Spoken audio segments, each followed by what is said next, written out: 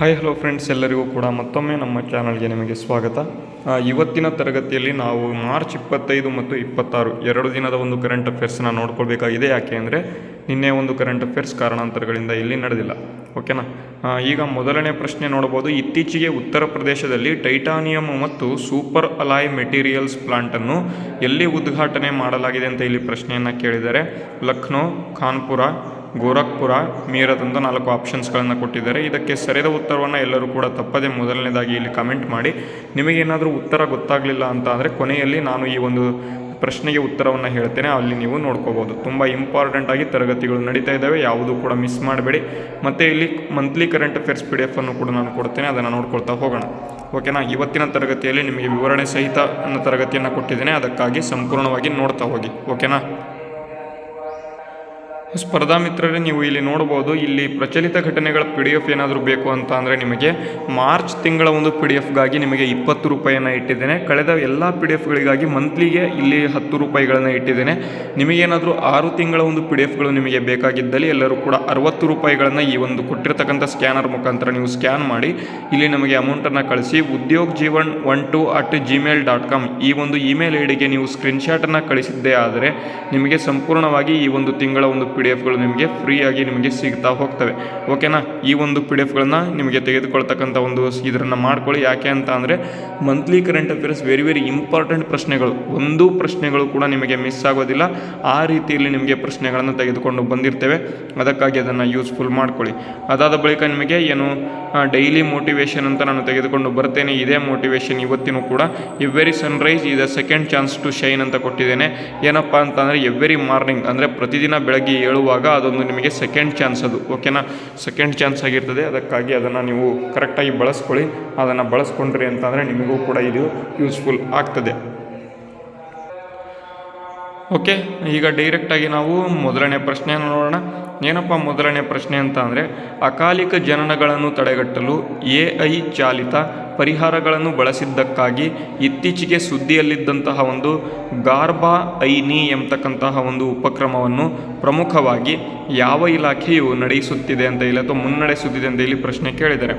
ಆರೋಗ್ಯ ಸಂಶೋಧನಾ ಇಲಾಖೆ, ಜೈವಿಕ ತಂತ್ರಜ್ಞಾನ ಇಲಾಖೆ, ಭಾರತೀಯ ವೈದ್ಯಕೀಯ ಸಂಶೋಧನಾ ಮಂಡಳಿ, ನೀತಿ ಆಯೋಗ ಅಂತ ಇಲ್ಲಿ ಕೊಟ್ಟಿದ್ದಾರೆ. ಇದಕ್ಕೆ ಸರಿಯಾದ ಉತ್ತರವನ್ನು ನಾವು ಈಗ ನೋಡೋದಾದರೆ ಜೈವಿಕ ತಂತ್ರಜ್ಞಾನ ಇಲಾಖೆ. ಈ ಒಂದು ಜೈವಿಕ ಅಥವಾ ಡಿಪಾರ್ಟ್ಮೆಂಟ್ ಆಫ್ ಬಯೋಟೆಕ್ನಾಲಜಿ ಅಕಾಲಿಕ ಜನನಗಳನ್ನು ತಡೆಗಟ್ಟಲು AI ಚಾಲಿತ ಪರಿಹಾರಗಳನ್ನು ಬಳಸಿದ್ದಕ್ಕಾಗಿ ಇತ್ತೀಚೆಗೆ ಸುದ್ದಿಯಲ್ಲಿದ್ದ ಗಾರ್ಬಾ INI ಎಂಬತಕ್ಕಂಥ ಉಪಕ್ರಮವನ್ನು ಪ್ರಮುಖವಾಗಿ ಈ ಒಂದು ಇಲಾಖೆ ಏನು ಮಾಡ್ತಿದೆ, ಮುನ್ನಡೆಸ್ತಾ ಇದೆ. ಅದೇ ರೀತಿ ಇದಕ್ಕೆ ಸಂಬಂಧಪಟ್ಟಂತೆ ಏನು ವಿವರಣೆಯನ್ನು ಕೊಟ್ಟಿದ್ದೇನೆ ನೋಡಿ. ಅಕಾಲಿಕ ಜನನಗಳನ್ನು ಗುರುತಿಸಲು ಮತ್ತು ತಡೆಗಟ್ಟಲು ಸ್ಥಳೀಯ AI ಪರಿಹಾರಗಳನ್ನು ಅಭಿವೃದ್ಧಿಪಡಿಸಲು ಭಾರತವು ಗಾರ್ಬಾ INI ಎಂಬತಕ್ಕಂಥ ಒಂದು ಉಪಕ್ರಮದ ಅಡಿಯಲ್ಲಿ ಸುಮಾರು 12,000 ಮಹಿಳೆಯರನ್ನು ಒಳಗೊಂಡ ಅತಿ ದೊಡ್ಡ ಅಧ್ಯಯನವನ್ನು ಇಲ್ಲಿ ಪ್ರಾರಂಭ ಮಾಡಿದೆ. ಅದೇ ರೀತಿ ಮುಂದಿನ ಪ್ರಶ್ನೆ, ಕರ್ನಾಟಕ ಬಜೆಟ್ 2026-27ರಲ್ಲಿ ರಾಜ್ಯ ಸರ್ಕಾರವು ಸಾಮಾಜಿಕ ಮಾಧ್ಯಮಕ್ಕೆ ಸಂಬಂಧಿಸಿದಂತೆ ಮಹತ್ವದ ಡಿಜಿಟಲ್ ಸುರಕ್ಷತಾ ಕಾರ್ಯಕ್ರಮವನ್ನು ಪ್ರಸ್ತಾಪಿಸಿದೆ. ಸಾಮಾಜಿಕ ಮಾಧ್ಯಮ ಪ್ರವೇಶದ ಮೇಲಿನ ನಿಷೇಧಕ್ಕಾಗಿ ಪ್ರಸ್ತಾಪಿಸಲಾಗಿರ್ತಕ್ಕಂತಹ ವಯಸ್ಸಿನ ಮಿತಿ ಎಷ್ಟು ಅಂತ ಕೇಳಿದರೆ 14 ವರ್ಷಕ್ಕಿಂತ ಕೆಳಗೆ, 15 ವರ್ಷಕ್ಕಿಂತ ಕೆಳಗೆ, 16 ವರ್ಷಕ್ಕಿಂತ ಕೆಳಗೆ, 18 ವರ್ಷಕ್ಕಿಂತ ಕೆಳಗೆ ಅಂತ 4 ಆಪ್ಷನ್ಸ್ಗಳನ್ನು ಕೊಟ್ಟಿದ್ದಾರೆ. ಇದಕ್ಕೆ ಸರಿಯಾದ ಉತ್ತರವನ್ನು ನೋಡೋದಾದರೆ 16 ವರ್ಷಕ್ಕಿಂತ ಕೆಳಗೆ. 16 ವರ್ಷಕ್ಕಿಂತ ಕೆಳಗೆ ಇರತಕ್ಕಂಥ ಒಂದು ಅಭ್ಯರ್ಥಿಗಳು ಅಥವಾ ಸ್ವಲ್ಪ ಏನು ವಿದ್ಯಾರ್ಥಿಗಳು ಯಾರ್ಯಾರಿದ್ದಾರೆ ಅವರಿಗೆ ಈ ಒಂದು ಉಪಕ್ರಮ ಯೂಸ್ ಆಗ್ತದೆ. ಏನಪ್ಪ ಅಂತ ಅಂದರೆ ಆನ್ಲೈನ್ ವ್ಯಸನ ಮತ್ತು ಮಾನಸಿಕ ಆರೋಗ್ಯದ ಕಾಳಜಿಯನ್ನು ಗಮನದಲ್ಲಿ ಇಟ್ಟುಕೊಂಡು 16 ವರ್ಷದ ಒಳಗಿನ ಮಕ್ಕಳಿಗೆ ಸಾಮಾಜಿಕ ಮಾಧ್ಯಮವನ್ನು ನಿಷೇಧ ಮಾಡತಕ್ಕಂಥ ಒಂದು ಪ್ರಸ್ತಾವನೆಯನ್ನು ಮುಖ್ಯಮಂತ್ರಿ ಸಿದ್ದರಾಮಯ್ಯನವರು ಘೋಷಣೆಯನ್ನು ಮಾಡಿದ್ದಾರೆ. ವೆರಿ ಇಂಪಾರ್ಟೆಂಟ್ ನೋಡಿ, ಇದು ಕೂಡ ತುಂಬ ಇಂಪಾರ್ಟೆಂಟು. ಮುಂದೆ ಬರತಕ್ಕಂಥ ಪರೀಕ್ಷೆಗಳಲ್ಲಿ ಇಂತಹ ಪ್ರಶ್ನೆಗಳು ಬರುವಂತಹ ಒಂದು ಸಾಧ್ಯತೆ ಹೆಚ್ಚಿಗಾಗಿರ್ತದೆ. ಅದೇ ರೀತಿ ಮುಂದಿನ ಪ್ರಶ್ನೆ ನೋಡಿ, ಮಾರ್ಚ್ 2026ರಲ್ಲಿ ಭಾರತೀಯ ಪ್ರತಿಭೂತಿ ಮತ್ತು ವಿನಿಮಯ ಮಂಡಳಿಯ SEBI ಅಥವಾ security exchange board of India ಇದರ ಒಂದು ಹೊಸ ಪೂರ್ಣಾವಧಿ ಸದಸ್ಯರಾಗಿ ಯಾರು ನೇಮಕಗೊಂಡಿದ್ದಾರೆ ಅಂತ ಇಲ್ಲಿ ಪ್ರಶ್ನೆ ಕೇಳಿದ್ದಾರೆ. ಅಂದರೆ KV ರಮಣಮೂರ್ತಿ, ಸೂರ್ಯಕಾಂತ್ ಶರ್ಮಾ, M ಮೋಹನ್ ಮತ್ತು ಸಂಜಯ್ ಜಾಜು ಅಂತ 4 ಆಪ್ಷನ್ಸ್ಗಳನ್ನು ಕೊಟ್ಟಿದ್ದಾರೆ. ನಿಮಗೇನಾದರೂ ಈ ಒಂದು ಪ್ರಶ್ನೆಗೆ ಸರಿಯಾದ ಉತ್ತರ ಏನಾದರೂ ಗೊತ್ತಿತ್ತು ಅಂತ ಅಂದರೆ ಎಲ್ಲರೂ ಕೂಡ ಮೊದಲು ಕಾಮೆಂಟ್ ಮಾಡಿ.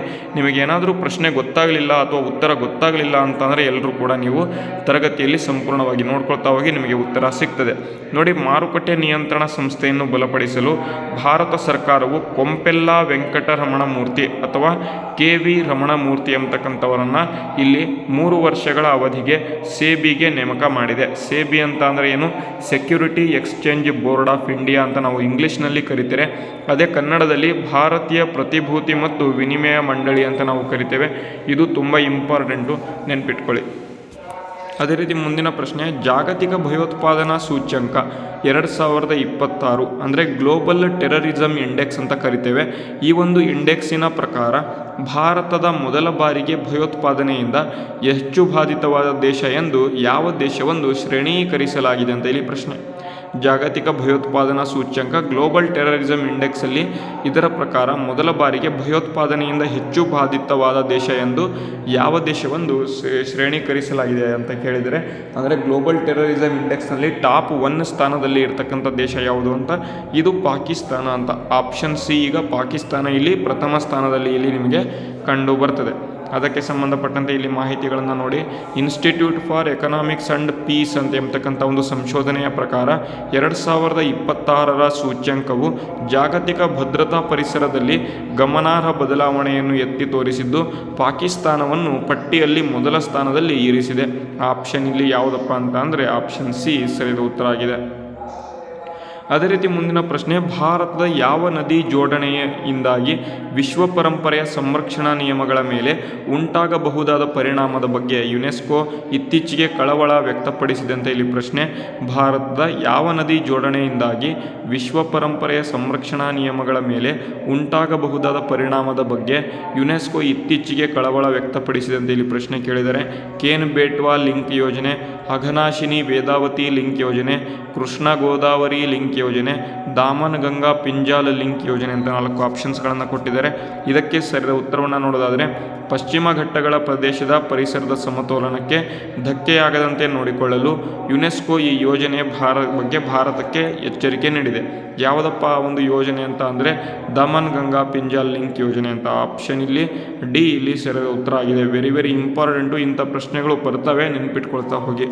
ಅದೇ ರೀತಿ ಮುಂದಿನ ಪ್ರಶ್ನೆ, ಈಗ ಡೈರೆಕ್ಟಾಗಿ ನಾವು ಥಂಬ್ನೇಲ್ ಕ್ವಶನ್ಸ್ಗೆ ಬಂದಿದ್ದೇವೆ.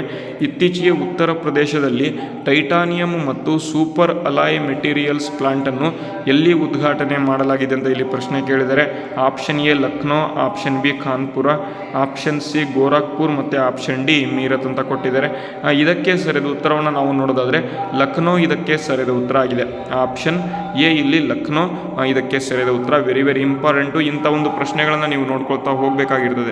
ಇವಾಗಿದ್ದು ಇವತ್ತಿನ ಒಂದು ಪ್ರಚಲಿತ ಘಟನೆಗಳಿಗೆ ಸಂಬಂಧಪಟ್ಟಂಥ ಒಂದು ಪ್ರಶ್ನೆಗಳು, ಆಯಿತಾ. ನೆಕ್ಸ್ಟ್ ಅದಾದ ಬಳಿಕ ನಾವು ಡೈರೆಕ್ಟಾಗಿ ನಿಮಗೇನಾದರೂ ಪ್ರಚಲಿತ ಘಟನೆಗಳ PDF ನಿಮಗೇನಾದರೂ ಬೇಕು ಅಂತ ಅಂದರೆ ತಪ್ಪದೇ ನಮ್ಮ ಚಾನಲ್ನ ಇಲ್ಲಿ ಕೊಟ್ಟಿರ್ತಕ್ಕಂಥ ಸ್ಕ್ಯಾನರ್ ಮುಖಾಂತರ ಸ್ಕ್ಯಾನ್ ಮಾಡಿ 1 ತಿಂಗಳ ಪ್ರಚಲಿತ ಘಟನೆಗಳು ಬೇಕು ಅಂತ ಅಂದರೆ 20 ರೂಪಾಯಿಗಳನ್ನು ನೀವು ಸೆಂಡ್ ಮಾಡಬೇಕು. ಅದೇ ಮಾರ್ಚ್ ತಿಂಗಳು ಬೇಕು ಅಂತ ಅಂದರೆ ಮಾತ್ರ 20 ರೂಪಾಯಿ. ಅದೇ ಫೆಬ್ರವರಿ, ಜನವರಿ ತಿಂಗಳು ಬೇಕು ಅಂತ ಅಂದರೆ 10 ರೂಪೀಸ್ ಕಳಿಸಿದ್ರು ಕೂಡ ನಾವು PDF ಸೆಂಡ್ ಮಾಡ್ತೇವೆ. ಓಕೆನಾ. ಕಳೆದ 6 ತಿಂಗಳ PDF ಬೇಕು ಅಂತ ಅಂದರೆ 60 ರೂಪಾಯಿಗಳನ್ನು ಸೆಂಡ್ ಮಾಡಿ. 12 ತಿಂಗಳ PDF ಬೇಕು ಅಂತ ಅಂದರೆ 60 ರೂಪಾಯಿಗಳನ್ನು ಸೆಂಡ್ ಮಾಡಿ. ನೋಡಿ 100 ರೂಪಾಯಿಗಳನ್ನು ಸೆಂಡ್ ಮಾಡಿ. ನೋಡಿ ವಿದ್ಯಾರ್ಥಿಗಳು, ನೀವು ಮ್ಯಾಕ್ಸಿಮಮ್ 6 ತಿಂಗಳ PDF ಪಡ್ಕೊಳ್ಳೋದನ್ನು ನೀವು ಯೂಸ್ ಮಾಡ್ಕೊಳ್ಳಿ. ಯಾಕೆ ಅಂತ ಅಂದರೆ ಕಳೆದ 6 ತಿಂಗಳ ಒಂದು PDF ನಿಮಗೇನಾದರೂ ಬಂತು ಅಂತ ಅಂದರೆ ನಿಮಗೆ ಸಂಪೂರ್ಣವಾಗಿ 6 ತಿಂಗಳ ಸಂಪೂರ್ಣ ಪ್ರಚಲಿತ ಘಟನೆಗಳ ಕ್ವಶನ್ಸ್ಗಳು ನಿಮಗೆ ಡೈರೆಕ್ಟಾಗಿ ಸಿಗ್ತವೆ. ಅದನ್ನು ನೀವು ಯೂಸ್ ಮಾಡ್ಕೋಬೋದು. ಅದಾದ ಬಳಿಕ ನೆಕ್ಸ್ಟ್ ಇನ್ನೊಂದೇನಪ್ಪ ಅಂತ ಅಂದರೆ, ಈ ಒಂದು 6 ತಿಂಗಳ ಒಂದು ಪ್ರಚಲಿತ ಘಟನೆಗಳು ನಿಮಗೇನಾದರೂ ಸಿಕ್ತು ಅಂತ ಅಂದರೆ ನೀವು ಏನಪ್ಪ ಮಾಡ್ಬೋದು ಅಂತ ಅಂದರೆ, ನೀವು ಪ್ರಚಲಿತ ಘಟನೆಗಳನ್ನು ಓದ್ಕೊಂಡು ಡೈರೆಕ್ಟಾಗಿ ಕ್ವಶನ್ಸನ್ನು ನೀವು ಅಟೆಂಪ್ಟನ್ನು ಮಾಡ್ಬೋದು. ಅದು ಕೂಡ ನಿಮಗೆ ಯೂಸ್ಫುಲ್ ಆಗ್ತದೆ. ಓಕೆನಾ. ಮಾರ್ಚ್ ತಿಂಗಳಿನಲ್ಲಿ ಟೋಟಲಾಗಿ 100 ಪ್ರಶ್ನೆಗಳಿದ್ದಾವೆ. ಇದನ್ನು ಯೂಸ್ ಮಾಡ್ತಕ್ಕಂಥ ಇದನ್ನು ಮಾಡ್ಕೊಳ್ಳಿ. ಯಾಕೆ ಅಂದರೆ 100 ಪ್ರಶ್ನೆಗಳು ಕೂಡ ತುಂಬ ಇಂಪಾರ್ಟೆಂಟ್ ಇದ್ದಾವೆ. ಮೋಸ್ಟ್ ಇಂಪಾರ್ಟೆಂಟ್ 100 ಪ್ರಶ್ನೆಗಳನ್ನು ಇಲ್ಲಿ ಮಾರ್ಚ್ ತಿಂಗಳಿನಲ್ಲಿ ಕೊಟ್ಟಿದ್ದೇವೆ. ಓಕೆನಾ. ಇದನ್ನು ಯೂಸ್ ಮಾಡ್ಕೊಳ್ಳಿ. ಅದೇ ರೀತಿ ನಮ್ಮ ಒಂದು ತರಗತಿ ನಿಮಗೇನಾದರೂ ಇಷ್ಟ ಆಗ್ತಾ ಇದ್ದಲ್ಲಿ ಅಥವಾ ನಿಮಗೆ ಯೂಸ್ ಯೂಸ್ಫುಲ್ ಆಗ್ತಾ ಇದ್ದಲ್ಲಿ ಎಲ್ಲರೂ ಕೂಡ ನಮ್ಮ ಒಂದು ಚಾನಲ್ನ ಸಬ್ಸ್ಕ್ರೈಬ್ ಮಾಡ್ಕೋಬೇಕು. ನಮ್ಮ ಸತತ ಪ್ರಯತ್ನ ನಿಮಗೇನಾದರೂ ಉಪಯುಕ್ತ ಆದರೆ ತಪ್ಪದೇ ನಮ್ಮ ಚಾನಲ್ನ ಸಬ್ಸ್ಕ್ರೈಬ್ ಮಾಡ್ಕೊಳ್ಳಿ. ವಿಡಿಯೋ ನಿಮಗೆ ಇಷ್ಟ ಆದರೆ ಲೈಕ್ ಮಾಡಿ. ಅದೇ ನಿಮ್ಮ ಸ್ನೇಹಿತರೊಂದಿಗೆ ನಿಮಗೇನಾದರೂ ಶೇರ್ ಮಾಡಬೇಕು ಅಂತ ಅನಿಸಿದರೆ ಪ್ಲೀಸ್ ಶೇರ್ ಮಾಡಿ. ನಮ್ಮ ಒಂದು ಚಾನಲ್ ಕೂಡ ಬೆಳೆಯಲಿ. ಟೋಟಲಾಗಿ 60,000 ಸಬ್ಸ್ಕ್ರೈಬರ್ಗಳನ್ನು ಈಗ ಹೊಂದೋದಕ್ಕೆ ಮುನ್ನಡೀತಾ ಇದ್ದಾವೆ. ಟೋಟಲಾಗಿ 58,000 ಪ್ಲಸ್ ಸಬ್ಸ್ಕ್ರೈಬರ್ಸ್ ಇದ್ದಾರೆ. 60,000 ಗಡಿಯನ್ನು ಆದಷ್ಟು ಬೇಗ ದಾಟಿಸಿ ನಿಮಗೆ ಒಂದು ಏನಾದರೂ ಗಿಫ್ಟನ್ನು ತೆಗೆದುಕೊಂಡು ಬರ್ತಕ್ಕಂಥ ಒಂದು ಪ್ರಯತ್ನವನ್ನು ಮಾಡ್ತೇನೆ. ಓಕೆನಾ? ಇವತ್ತಿನ ತರಗತಿಯನ್ನು ಇಲ್ಲಿಗೆ ಮುಗಿಸ್ತೇನೆ. ಮುಂದಿನ ತರಗತಿಯಲ್ಲಿ ಸಿಗೋಣ. ಅಲ್ಲಿವರೆಗೂ ಜೈ ಹಿಂದ್, ವಂದೇ ಮಾತರಂ.